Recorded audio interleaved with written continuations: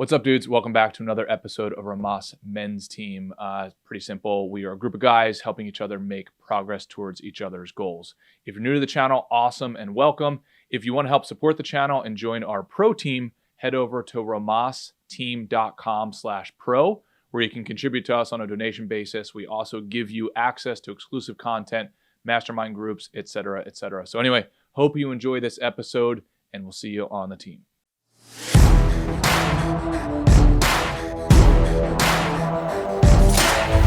Good morning, everybody. How you doing?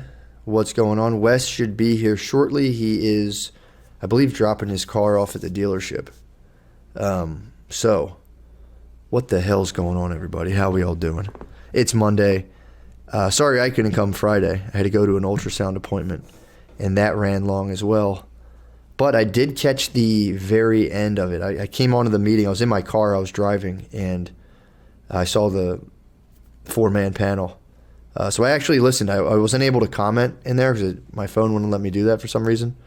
But I was thinking of getting something similar going today, especially until Wes got on. If you guys want to jump back in.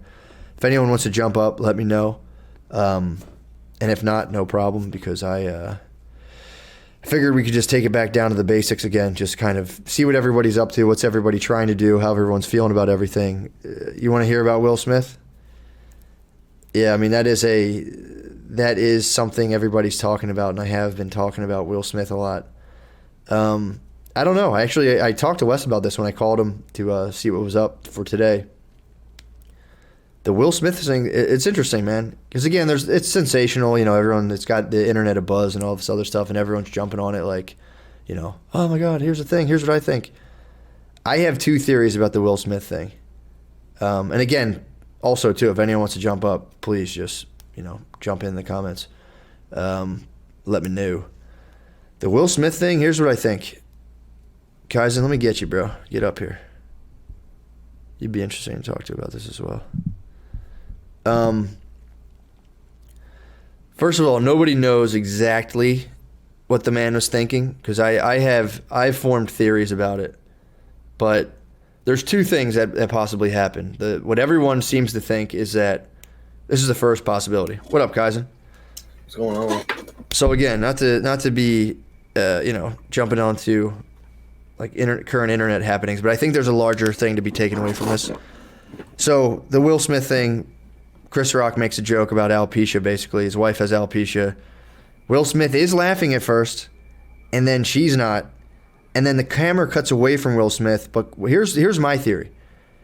Chris Rock did say, oh, come on, that's a nice one. Meaning, like, as if to say, I could have said a lot worse shit. And that's when I personally think Will Smith's like, all right, I'm going to go slap this motherfucker in the face. Now, that's not a generous assumption. He could have also just seen her face and been like, all right, fuck, I got to smack this guy. But he went from laughing to, like, keep your fucking name out of your mouth to angry. And I seem to think that what actually happened was when Chris Rock said that little, like, that was a nice one, as if, like, there's bad ones I could have done. I think he spazzed. And, was it a breakdown in self-regulation? I would say, yeah, because he seemed to regret it afterwards. But the thing that gets me thinking about, and I'm curious what you think, Kaizen, is the absolute pressure we're all under to maintain this, like,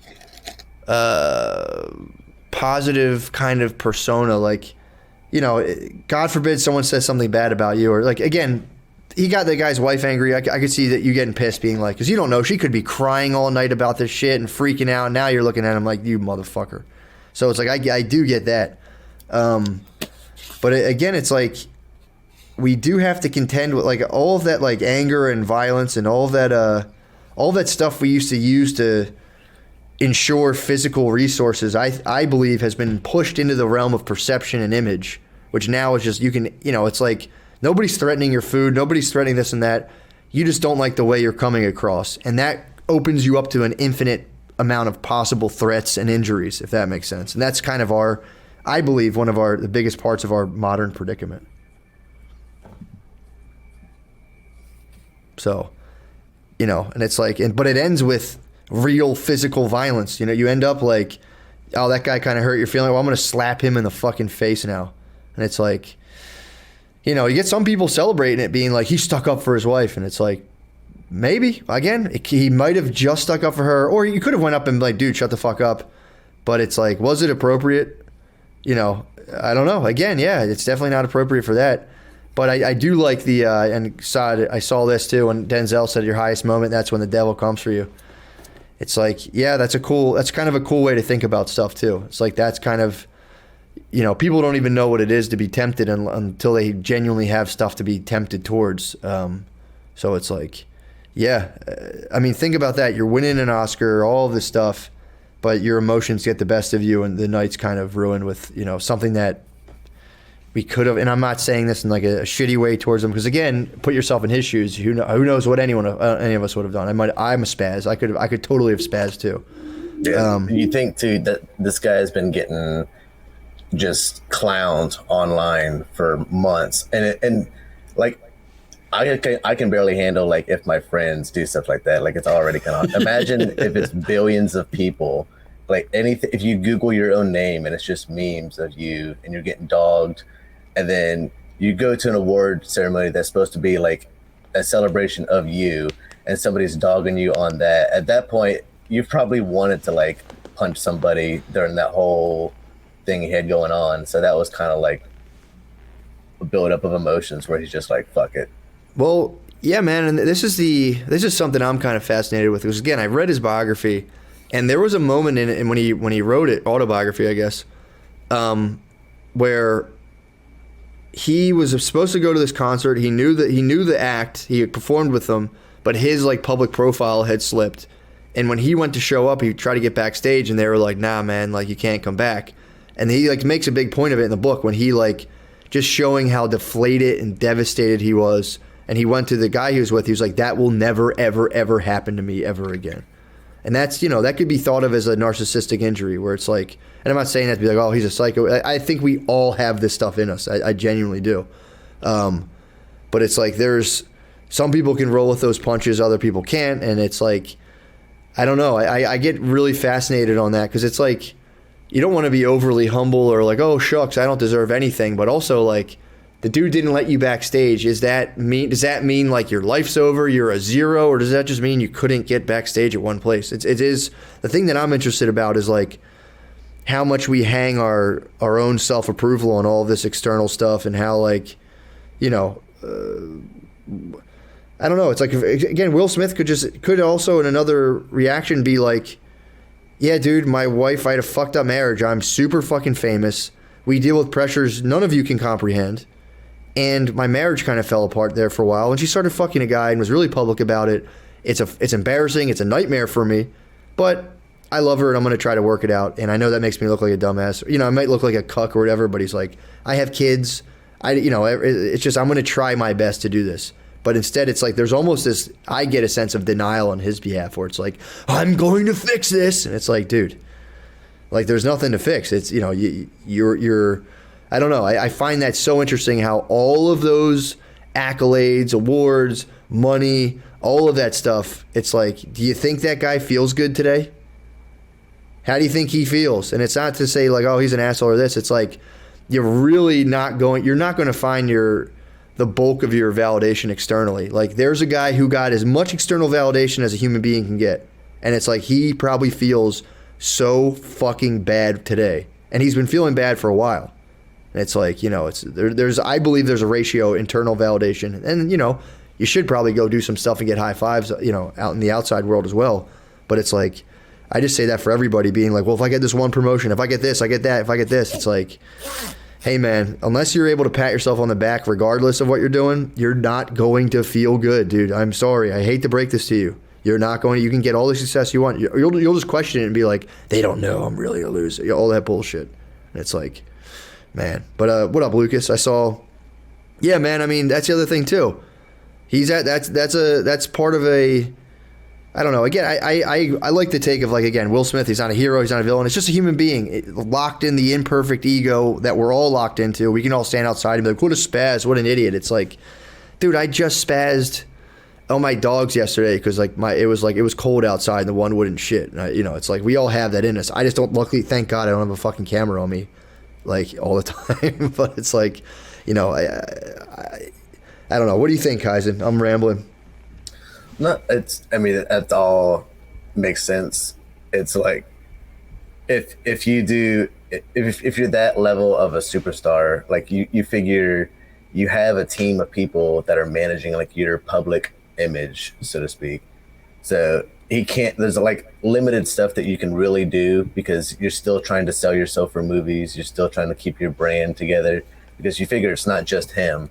It's the livelihood of like all these people that work for him that he's got to kind of like maintain. And the dude's like 53. So it's not like he can like reinvent himself or anything like that, like start over new and then go out and get a ton of side pussy or stuff like that publicly, because then that would kind of like break this wholesome Will Smith image that he's got built up over decades at this point.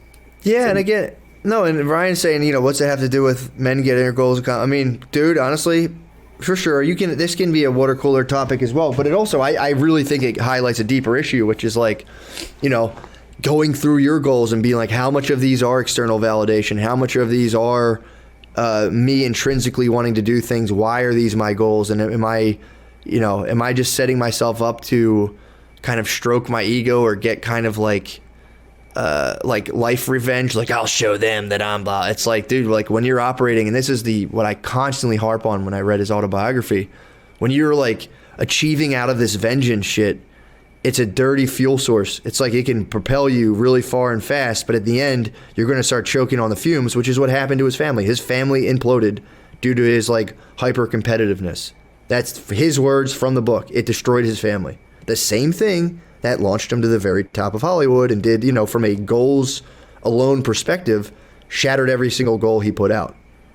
And it's like, so I always advocate for the other part of it, which is like just as you're going through, as you're trying to achieve, constantly being in touch with why you're doing it. How do you feel while you're doing this kind of stuff? And are you able to genuinely root for yourself and like when you fuck up, be like, oh, it's okay. Like, are you there for yourself? Or are you just like an absolute demon unleashed on the world trying to like show everyone like, I'm the best. That's a dirty energy, man. And it's like, we're all susceptible to it. Don't get me wrong. But it's kind of, I like to think of it from a more holistic perspective. And I think the Will Smith stuff, everyone laughs because he's a laughingstock. That's the truth. Like, he's genuinely a laughingstock on the internet. He went from being the coolest actor everyone could think of to being a kind of quiet laughingstock. And it's like, it's very, it's just interesting, man. It's like you can, even so, if you're planning for success, it's like, all right, how are you going to maintain your success? What's going to happen? Are you going to use your success and devolve into like finally doing all the things that you wanted to do? Or are you genuinely building something for the good of yourself, for your family, and society all at once? Or are you just being like, worship me? It's like, it's tough, man, because we all have it in us. So. Yeah. It also kind of points to what is the reason that you want to get these kind of goals. Like, is it self-serving? Is it like a temporary high that you'll get when you're like, I bought a new pair of shoes and I feel good about these new pair of shoes, and then like after a while the novelty of that new pair of shoes wears off, so you have to go and find like the next thing, and you're constantly like chasing the dragon in that way? Versus, is this something that I'm going to get like internal fulfillment from, because it's not just me that I'm helping, but it's like other people. So like winning. And that's what like a lot of people think of, like people in Hollywood in general, as like these psychopaths that are all self-serving and doing this like totally tone deaf stuff out in public. Like when they did the celebrities singing Imagine during like COVID, how tone deaf that comes off. And it's not actually like helping people. Versus, are you doing a goal? Like, are you starting like a foundation? Are you using the money that you make from these kind of movies to like help people in a way?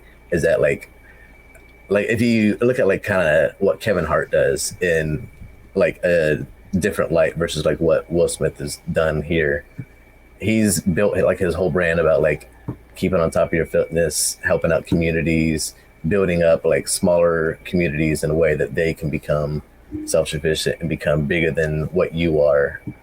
And I think if you take on, like, especially like if you're in the public image like that and you're getting all this negative stuff thrown at you, it's going to take its toll. So you're going to have to figure out a way to like kind of go above that paradigm, because like they say, you can't solve the paradigm that you're at by the same level of thinking. You have to go above that paradigm and kind of like figure out, okay, how do I solve this? And it's all just like, what is this long term gonna be? Like, I can have chocolate cake and eat a bunch of junk food and sweets and it'll feel good right now, but what's the long term effects of that gonna be on me? Versus I can have something like a salad or something now that might not taste as good, it might not give me that same feeling in my mouth for a couple seconds, but long term it's gonna serve me a lot better. Yeah, I'm curious if anyone I'd also be curious to see if anyone totally disagrees and is like, nope. That's that should have been what happened. I'd be willing to listen to that as well. But I think a lot of our, let's say, suffering comes from this like perpetual need to like be perceived in like this winning light, when in reality it's like the idea of winning is pretty vague. And I personally find that like winning or feeling good all comes from just actually working on the things that you're interested in and having a compelling reason that lies outside of yourself to do so. Hey dudes, sorry for the interruption here. Just wanted to let you know, if you want to join our pro team, go to romasteam.com/pro. You can help support the channel. You will also get access to exclusive content, masterminds, one-on-one sessions, etc. All right, back to the episode.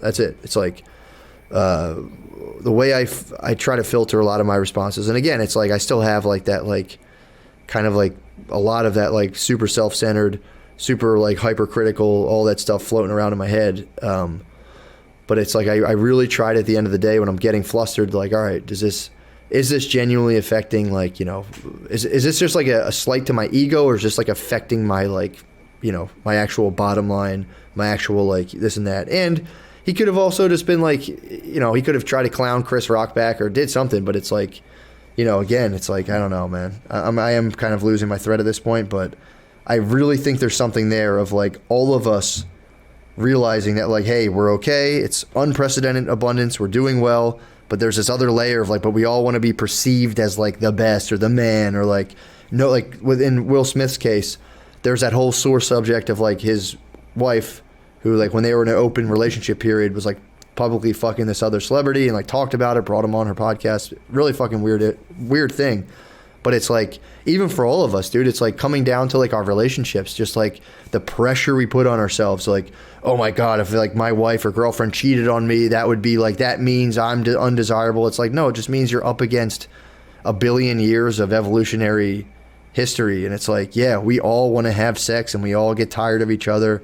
And it's like, it's just, we put a lot of pressure on ourselves. I think it's unnecessary. Now, I'm not saying like, well, it's not a big deal if your wife fucks somebody else. But it's like the blow to your image is the thing I'm talking about, of being, dude, it can happen to anyone. Like, why does this happen to me? Or what does this mean for me? It's like, nothing really. It just means your wife fucks some dude. It sucks. You can break up with her. Don't talk to her again, whatever. But it's like, I get messages from people a lot like, oh, my girlfriend cheated on me. What should I do? It's like, I don't know. Be grateful that it happened now as opposed to like 20 years from now when you guys had kids. It's like, you're 24, your girlfriend cheated on you. Go find some other girl. Fuck her. It's like, don't wallow in that. Like, am I undesirable? Did I not please her? And it's like, dude, what? Okay, that kind of thinking will lead you into the worst of places, I think, across all boards. Yep. The best thing that I've ever heard when it comes to that is get better, not bitter. Mm-hmm. So anytime something like that happens, okay, well, I'll just get better. I'm not going to be bitter about it. I'm not going to wallow in self-pity and I'm not good enough, or why did this happen, or I'm a victim of my circumstances. Is like, I'm going to work on myself. I'm going to get better. And that's all there is to it. I'm not going to allow myself to think all this bullshit. I'm not going to get my brain trained to think it's okay to be a pussy. Like, I'm going to take accountability. I'm going to make shit happen for myself, and I'm going to get better. And that's only going to help you and the people around you. Yeah, man. And I for sure. And if people are kind of like, oh, Will Smith stuff, it's like, just imagine this stuff to yourself. Imagine how would have put yourself in that person's shoes genuinely. How would you have handled that? And, you know, be honest with yourself. And it's like, I read this thing recently. They were talking about levels of consciousness. And they were saying the higher your levels of consciousness are, the more options you have to respond to a stimuli. Now, that was a strong stimuli. You're on national television, getting, you know, pretty much worldwide, and someone's kind of clowning your wife, clowning you, you know, maybe even alluding to other stuff. Now, if you're at a higher level of consciousness, your drop-down menu, you know, Will Smith's was like, slap this dude in the fucking face. And it seemed like it was one option. He went and did it. Maybe, you know, in the second, he probably got kind of pulled by his kind of anger. But we can all kind of think about, like, when we get activated, how many options are floating around our mind? Usually it's just one, and we're not even conscious of what we're doing. That's a lower level of consciousness. But if there's like, all right, here's a powerful stimuli. This is this thing. I feel activated. Everyone's looking at me.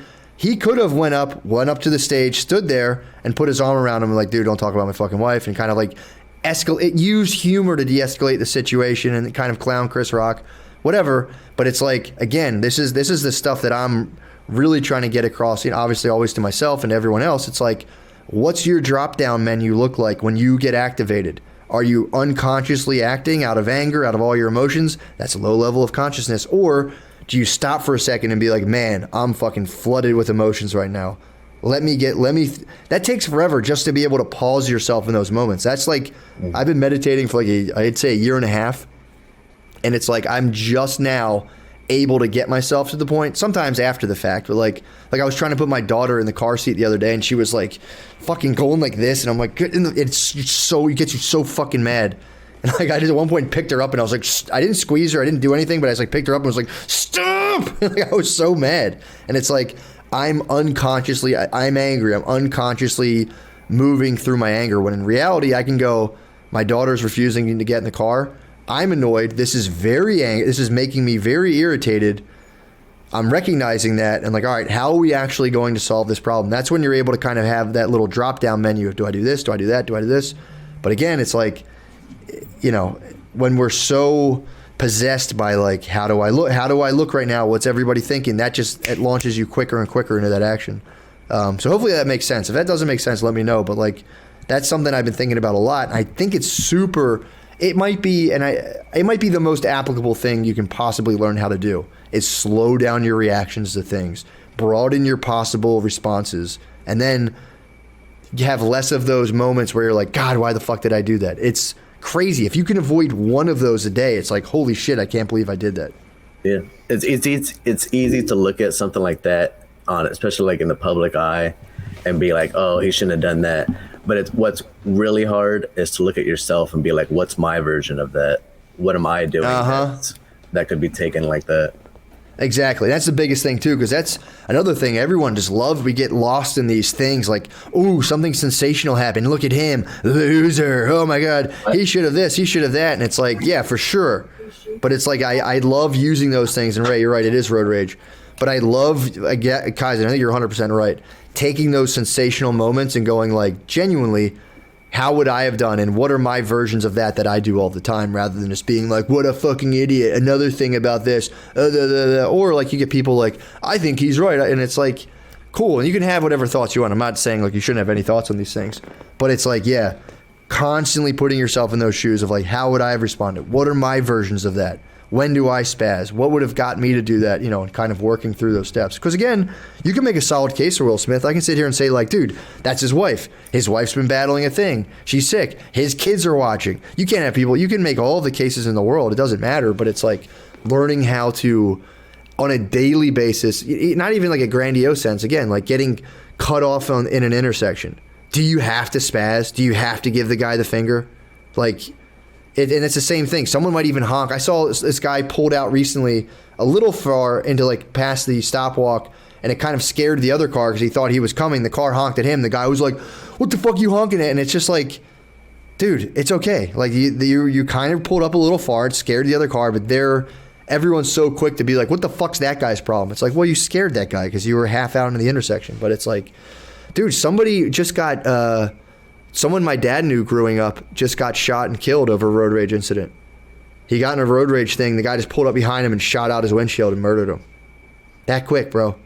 And it's like, what if that guy got cut off and was just like, fuck him, let him go ahead of me? It's like, dude, it's, it's crazy. This thing is it seeps into so many aspects of our lives, whether it's our relationships, our like little interactions with other people.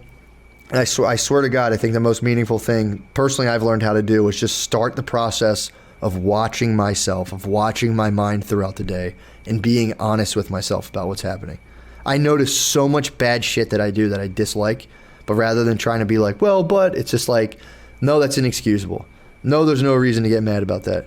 And no, I'm not saying Will Smith killed my dad's friend. I think it was like some dude my dad, I didn't want to misrepresent. I think it was someone like my dad knew growing up from the neighborhood.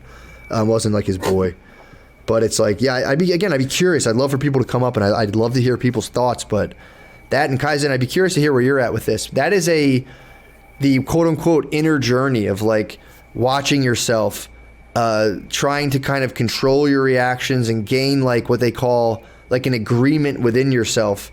I think that's the best thing a person can do with themselves. And I think if people neglect to start what's called the inner journey, Jung has a quote, like anyone who doesn't adopt the religious attitude by like 36, not meaning like orthodox religious, but like a deep introspection of like how they conduct themselves, why they're doing what they do, and like, pull some sort of gravity around that, he was saying is kind of doomed from a long-term stance. I'll grab Ray up as well. But I would challenge everyone, as much as like you're counting the calories and doing the pull-ups and all that stuff, like, dude, get the mindfulness bell. Pay attention to yourself. Do you have a right to be angry throughout the day? How much anger is justified? How much isn't? It's like you'll start to learn like not as much as you think. And it's way nicer when you learn how to let it go. What up, Ray? What up, Kings? Sarah reminded me of an episode that I went through a couple of years ago. Where I really handled myself well.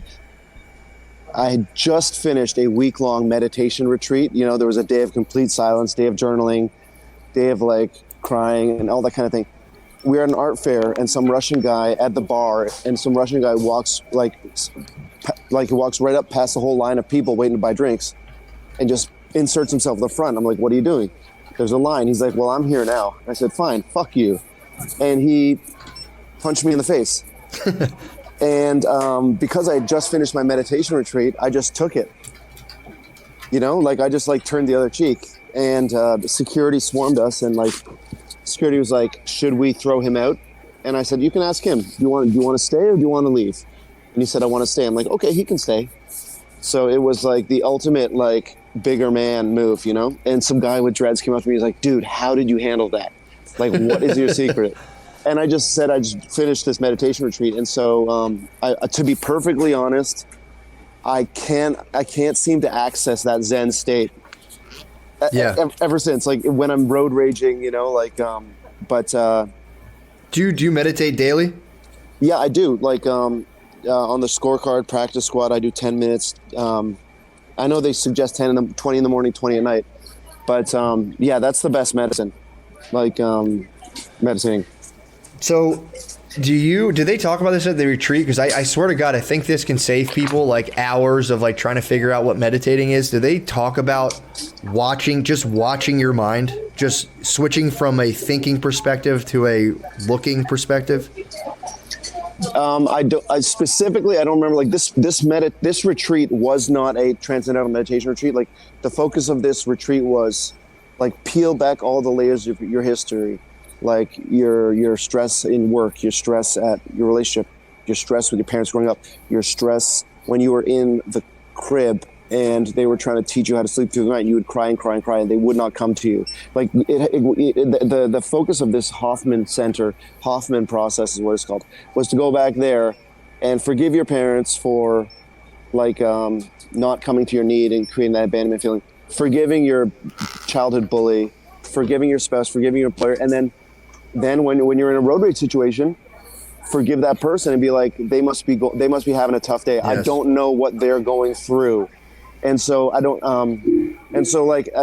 For 6 months after this Hoffman process, I was on the Hoffman high, where every time, someone cut me off in traffic, Sarah's like, "Can you believe you did that?" And I'd be like, "As sand falls through the hourglass," kind of shit. And so again, without practice, it's not a permanent tattoo of Zen on my soul, right? Without practice, those kind of skills can languish. But so I know what you mean though about like I know when you talk about meditation a lot, you talk about like just like being present. Like thoughts come in, you acknowledge them, you're not activated by them, and just or like thinking about your pulse or thinking about the temperature of the air on your skin, right? And just like being a passenger. Mm-hmm. Is that what you're saying? No, well, not sort of, but what I'm saying is there's a big difference between thinking. We can all think. I say, well, I think that's a good story, this and that. There's another thing you can learn how to do, which is sit quietly and just watch what your mind produces. And then you can get to this observer role. And that's a lot of the, the older meditation literature talks about this, how like, you know, you're like a citadel and there's like all these, you know, you have all these people, this and that, you have all this stuff, thoughts coming in and out, but unless there's somebody there to actually observe what's going on inside of you, like nobody's home, you're vacated, there's no one there. There's not like a center that everything's being witnessed or processed through. It's just, you're just reacting blindly to everything rather than being able to be like, to be angry and be able to notice like, I am angry right now. It's a different thing than to be like, what the fuck is this guy's problem? There's being angry, and then there's seeing that you're angry. And when you meditation, all you're doing is learn to watch your mind. You're learning to watch your mind. You're practicing watching your mind over and over and over. And then eventually you get triggered, and it, you know, whether or not like it's after the fact or like in the middle of, you start going, I'm angry right now. There's something within you, a witness that's witnessing the fact that you're angry that wasn't developed before you started meditating. And yes, so somebody's at the wheel rather than just like all these emotions just kind of like turning, sending you every which direction. Yes, like a third-person perspective in like Grand Theft Auto or a video game. Like you're looking at yourself as a character and not just like feeling something and then doing something immediately, kind of like taking a step back and getting altitude on it. Yeah, and again, that's Ryan's saying that meditation referred to as a balm that temporarily relieves flare-ups. That you can use it that way. That's like one way. I'm gonna chill out, calm down. But what I'm saying, there's a different way to do it, to where you're constantly witnessing yourself think, act, and feel. And at that point, you're not relieving flare-ups. You're just like witnessing yourself so much that like they don't have time to really pop up. That's the goal. That like you're just sitting there watching things happen, and you know if someone's attacking you physically, obviously you deal with the physical threat physically, but there's so much, like 98% of the stuff we're like throwing our feelings into are just totally non-physical things. We can just be like, my daughter's not getting in a car seat. I'm not late. I'm not trying to like deactivate a nuclear bomb. There's nothing at stake other than the fact it's like, oh man, people hear my daughter crying, they probably think I'm like in here like hitting her. Like it's a bad look when your daughter's screaming, crying, everyone's walking out, and you're like, yeah, fuck. So and then you're upset because they're crying, and you're like, fuck, I hate this. I was saying before, like when you have a kid, it's like they give you like the most. You're put in touch with someone you love more than you've thought you loved people before. You have no idea. If you never have kids before, you're a selfish fucking prick, dude. You have no clue. You don't love anybody. And then you have a kid and you're like, oh my God, I love this person so much. And then your job is to slowly break their will. It's terrible. And and you've never felt unconditional love before like that either.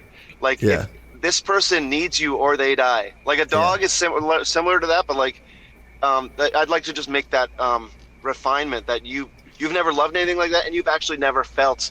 It might be because you've never felt unconditional love the way they look at you and like, this is the source of all my food in life. Yeah, like, no, exactly, and it's like it takes the. Or you can just completely. I watched a guy doing this recently. I was at Sky Zone and I was watching a dude get angry at his kid and just be a fucking asshole like the whole time. Like, I'm gonna fucking leave then. He actually left the building and like the kid just stayed in Sky Zone. He came back like, come on, man, let's go. So, and to a 7-year-old. Yeah, the kid was probably 6 or 7, but it's like. Dude, and it's like, again, and then you can get into this other thing, like, look at this guy, such an idiot. But like, I genuinely would start feeling bad. I'm like, damn, dude, this guy clearly doesn't understand how to like deal with the shit or deal with his own feelings, or like, you know, maybe he felt kind of weird. I do too. I can relate to that feeling. I say that in my head every time I go shopping with my wife. Yeah, dude. I'm like here right now. I'm like, You basically are just reading my mind. Dude, I'm telling you, it's everyone. That's like something that it would be nice for people to get, like the universality of these feelings. And like, again, to like, and that's why I bring up the Will Smith thing. Oh, what of this, what of that? And it's like, dude, we all would have done some variant of that, or we would have done the opposite, where we're like, then he could have been a coward if he didn't say anything. It's like, who the fuck knows? Yourself and like replaying it. Exactly, man. It's and something I'd like to ask Kaizen is like, don't you think another benefit of the waiting and watching how you're responding to stuff is that gives you a couple of seconds of reflection rather than just like activating your lizard brain and like saying, yep, my caveman family's under attack. Right? Yep. It's like I was just thinking, it's opening up your awareness. Like they always talk about that in like Eastern philosophy, opening up your awareness. If you're taking up, if you pause for like a second, you figure like when a computer is loading a web page, it might take a second, but then more stuff is available. So you're taking in more information and it's giving you more things to kind of like think about than rather just like bam, bam, bam, bam, like instantly reacting to it, which sometimes that can just be like people have a buildup of cortisol in their body and that makes them more prone to be impulsive, and they're not sleeping good, they're not having a good diet, they're not taking care of their body in a way that it releases cortisone, they're not having like release things they do like a massage or relaxing or meditation and things like that. It's just constantly like affecting them to where they have more of those kind of like impulsive activities. But if you like start doing meditation or you start doing things that like take care of your body or allow you to release this cortisol buildup, then it gives you the ability to kind of like pause, and then you're able to take in more information and it make usually a better decision. Dude, no, I'm sorry, Ray. I'll bring it back on. I was getting like all this weird ambient noise. Yeah, man. And again, I don't, that's the only reason, like, I always harp on this. It's like you can save yourself so much headache, man. Because you can go, if you're, like Kaizen's saying, if you're doing the goal stuff out of, like, a purely cortisol, adrenalized state of just, like, I must do this, I must do that, it's, you can end up, as shitty as it is, you can be doing the right things, quote unquote, like setting goals, like doing stuff throughout the day, but it's all based off of a negative feeling. It's like chances are, there's a good chance, this isn't carved in stone, it's a good chance you'll go and cause some sort of more problems for yourself. Yeah. There's a chart in, I think, power versus force. Like if you Google power versus force levels of consciousness, they have kind of a chart that shows like when people talk about like low vibrational energy or things like that, like your different emotions, that kind of helps me take an idea, especially if you're gonna like set a goal. Am I setting a goal out of anger to get back at somebody? Am I setting it out of like lust? Am I setting it out of these lower vibrational frequencies, or is a goal that I'm trying to get based off of like the higher ones, like love or joy or things like that? Yeah, I'm trying to find. I actually printed that thing out and put it on my wall. I like it a lot. Let me see if I can. Find it here. Let me do screen. How do I share my fucking screen here? I don't see. Oh, here's my options here. So I think that's something. It's good to have. Just something to look at. I can't see how I share my screen. What the hell's going on here? If you click share, it's right by options in the top right. There you go.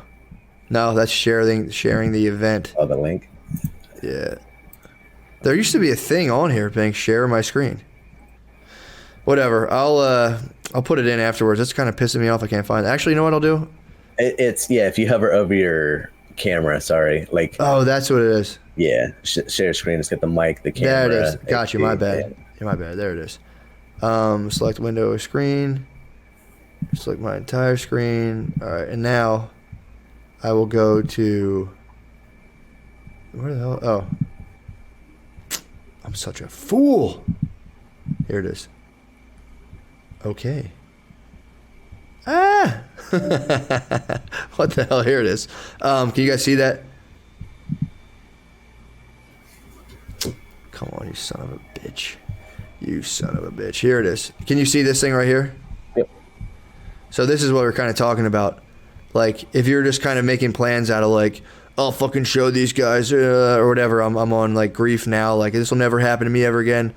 that can be a powerful motivator. But what the Hawkins guy is saying, anything below, I think he said these negative things can just be used as a positive source of courage. Like I'm going to like change things around.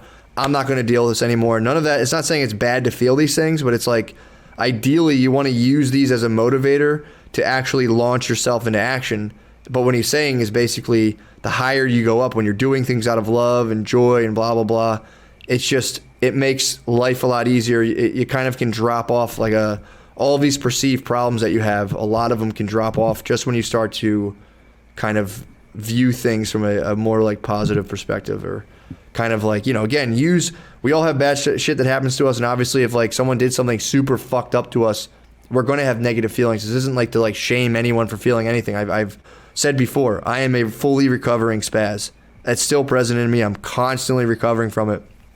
But I will say the little bit of progress I've made in terms of like anger management, all this other stuff, it's amazing, man. So like that's why I'm so serious about like sharing that stuff, or so outspoken, because it's like, dude, you can save yourself so much trouble by just learning how to interact with your mind and learning how to base your goals on things that might be, let's say, larger than yourself. That's like one of the biggest things. Viktor Frankl, I read a Man's Search for Meaning and a bunch of his other stuff. Most of his psychology is just based on the fact that we need to find out how to place ourselves, how to kind of lose ourselves in something larger than ourselves, whether it be religious, society, whatever, and like genuinely mean it. And when people don't have that, when people, it's just like I think Ryan was saying, like when you're just thinking of when you're just judging yourself based on like, how does this look for me, versus like, how is this helping the quest? Is this pushing the cause forward? It's a different thing, man.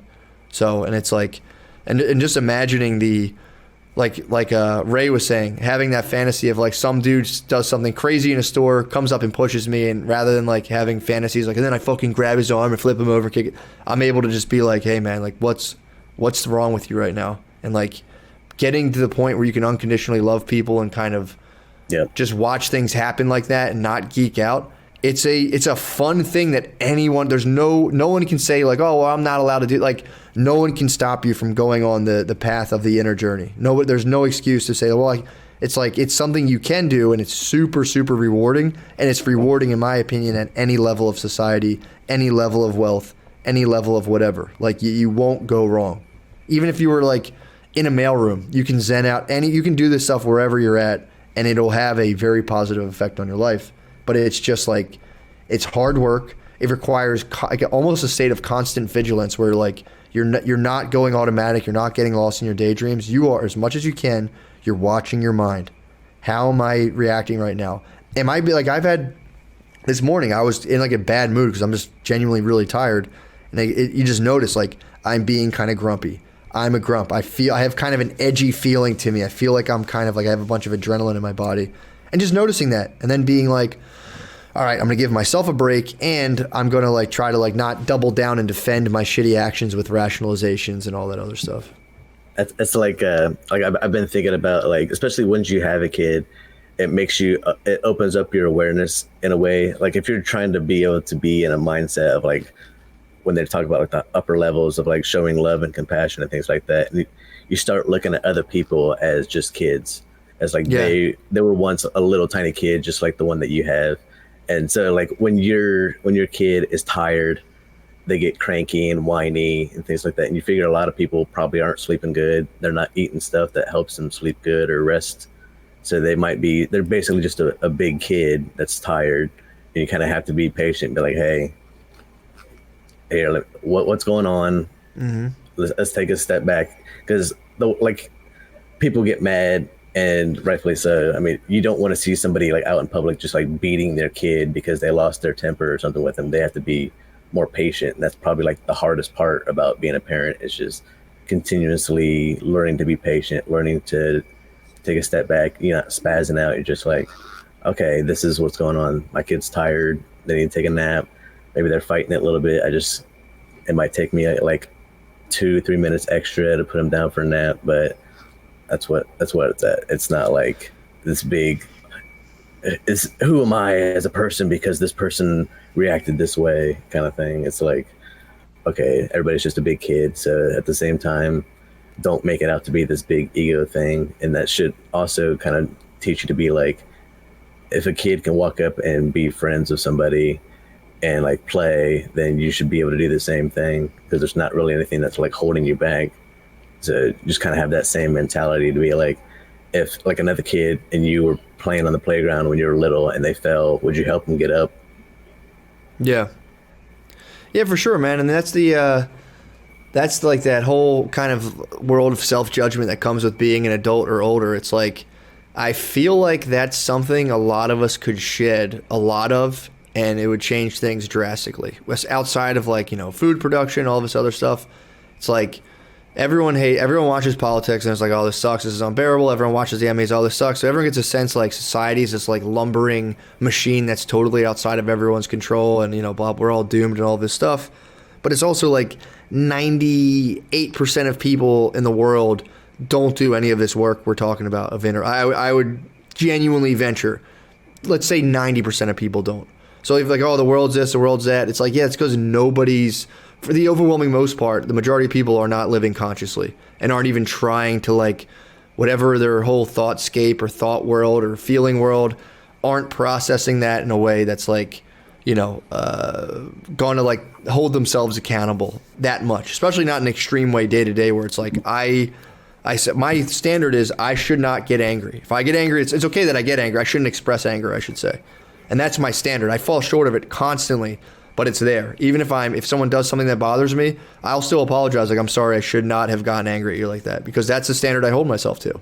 And it's like, same thing with anxiety. You can say, oh, well, I just get anxious. You can say, okay, it's okay that you're anxious, but you can just say like I'm not going to fear that, I'm not going to get anxious over this stuff. If my body's going to be anxious, I'm not jumping in. I'm just going to watch myself be anxious, and I'm not going to feed into it. Because like, again, when Kaizen's talking about putting a kid down for a nap, it's so annoying, because you're like, oh, I finally get like an hour to myself. And then all of a sudden they're like, no. And you're like, fuck. So you get angry, but it's like the kid's all whacked out for whatever fucking reason. And then you layer your anger on top of that, and it just makes the putting down process take longer, which makes you more miserable. Rather, if you're just like, all right, man, I'm going to lay here too, and I'll just lay here with you for 5 minutes. And usually what happens, I end up taking a nap and feeling great anyway. But yeah, man, it's like, dude, the amount of unnecessary just sludge we fucking shoot all over situations, it's like, once you start realizing it, you go, oh shit. And it sucks, because you have to realize, like, I have to constantly come to grips with the fact that I'm acting like a total fucking idiot. And it sucks. It feels bad having to, like, I hate having to do that. But I will say, like, dude, it's a thing I'll probably be talking about for the rest of my life. It's like something it's a topic I'm so interested in. It's something you can progress in almost infinitely, that I again, please, I would say, if you haven't started a daily meditation practice, daily mindfulness bell app on your phone, just put it on there. Start checking in with yourself throughout the day. How do you feel? What are you doing? Why are you doing what you're doing? And just constantly go from there. And you're able to be like when I'll be laying in bed at night and I'll have all these thoughts and all of this, or I can just sit there and go, I am a dude laying in bed and I'm resting. And that's the only thing. And it almost freaks you out when you're that present, being like, just a dude in a bed. It's weird when you strip away the world of like, and then I'll do this, and then I'll do that, and it's just like, dude, you're just laying in a bed. Lay down and relax, and just exist in the moment. But yeah, man, and it's like that. That's the other thing too, is like, a lot of us don't even know we have a center of calm awareness. That's your center. That's the thing you should be acting out of, not like kind of led along by like 9 million fantasies and fears and constantly reacting to all this stuff. It's like, dude, you have a center that you can go to where you drop thought and you're just aware. And the more time you spend there, the more your brain gets used to being like, okay, this is where we're based out of, not out of this like constant stream of fear and guilt and all this other stuff. So yeah, it helps too if you change the words in your mind of what you feel, because a lot of people will say like they feel anxious or they feel nervous. And there was a thing in Awaken the Giant Within, this is Tony Robbins' book from like years ago, that I can't find it anywhere. I've tried to look for like a chart, but he has like changing certain words to other words that empower you. So like, instead of like saying I'm nervous, it's like I'm excited about something to happen. Because like that was a thing when I would coach people to go out and talk to people. It's like, you're not scared to go talk to somebody. You're just feeling that you feel inside, that like that hyped up feeling. You're excited. Mm-hmm. Change the words that you're using in your head, like what you're telling yourself. Because a lot of the times, like, people are saying all this like negative self-talk to themselves, that if somebody else said that kind of stuff to you, you would act like Will Smith and smack the shit out of them.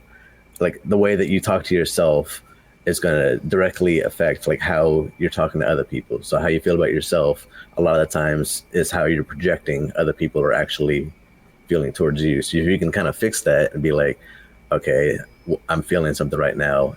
Am I actually scared, or am I just like, I'm feeling energized because of the opportunity that something's going to happen? It might be good, it might be bad, but I'm going to frame it in a good way. Like he says, there's no meaning in life about the events that happen other than the meaning that we attribute to these things that happen. So something can happen, you can say it's a good thing or it's a bad thing, but it's how you put the meaning on it that determines what it is. Yeah, man. I mean, yeah, it's kind of an unsettling thing when you start to realize like how much of your reality you're creating just through your thoughts and perception. Because it's something people say that's can kind of become like a mystical thing, but it's not at all. It's just like every single word that flows through your head has a certain charge on it. Obviously, tree. It doesn't really have a charge. It's just that it can float through my consciousness. I'm like, oh yeah, tree. Trees are nice. It could be like fucking pussy retard, and I'm like, all right. And depending where that cluster of words are coming from, that some guy yells it at you, you're going to get activated.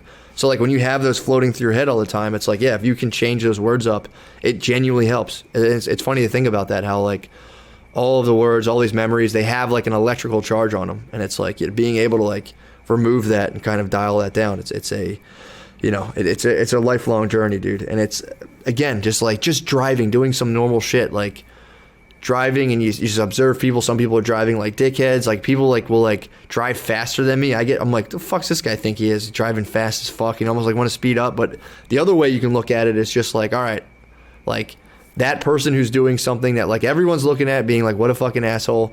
That's somebody's kid. And like especially once you have kids, you're like, well, if my kid was being an asshole, I'd love for a stranger to like at least be nice to them, because I love my kid. You know what I mean? Even if they are being an asshole, like, you don't understand, they must have had a lot going on, blah blah blah. We don't give the benefit of the doubt to other people, strangers. But like, you can kind of do a thought exercise where, say someone's being a dickhead or whatever, you could say, all right, that's somebody's child, and I'm going to at least, yeah, they're being an asshole right now, but I'm not going to add to their whatever's going on with them. I'm not going to add to it with my shit, because it's either, again, they're someone's kid and someone loves them, or nobody ever loved them, which is even sadder, and they deserve even more empathy and respect.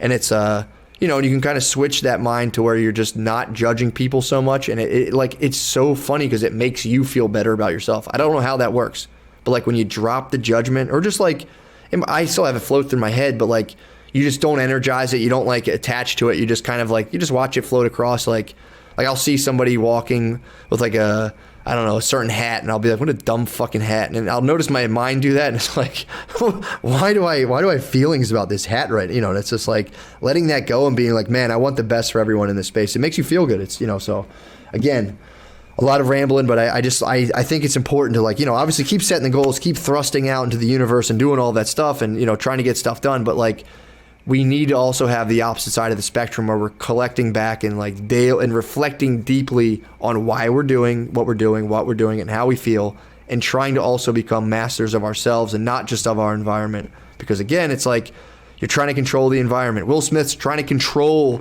the public's perception of him. It's like, you can't. There's certain things you have to just accept in the world. Then there's stuff that's within your changing. And if you're trying to control the stuff that's not within your control, you're kicking the waves in the ocean, dude. It's like they're not going to stop, and it's tough, man. So, but yeah, man. Dude, good stuff, Kaizen. Appreciate you coming on. But yeah, so I will come back on Friday as well, but that's what I'll be ranting about pretty much probably to the end of my days, man. It's like the inner journey. If I really think about it, a lot of times people hear this and they go, what the fuck are you talking about? Shut up. And I'm like, that's fine, because I had that part in my head too. Because it's a purely experiential thing. I can explain it with words, but unless you do it yourself and see for yourself, it means literally nothing. It's bullshit. But if you can kind of like take those steps and start to kind of taste your center of awareness of like calm, like learning how to drop everything and relax, and you go, oh, I have this level of relaxation somewhere within this tangle of thoughts. I just have to learn how to kind of access it.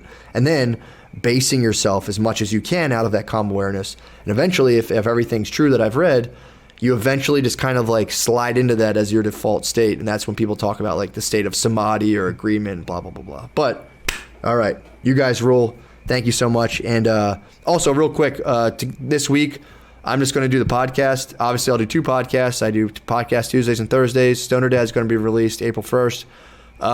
And I am going to continue trying to do content for the Patreon. But Kaizen, thanks again. And again, go in the Discord. Try to set your goals, do all that stuff, and get it done today. And obviously, again, as a side goal, just pay attention to how you're feeling and how you're interacting with people in the world.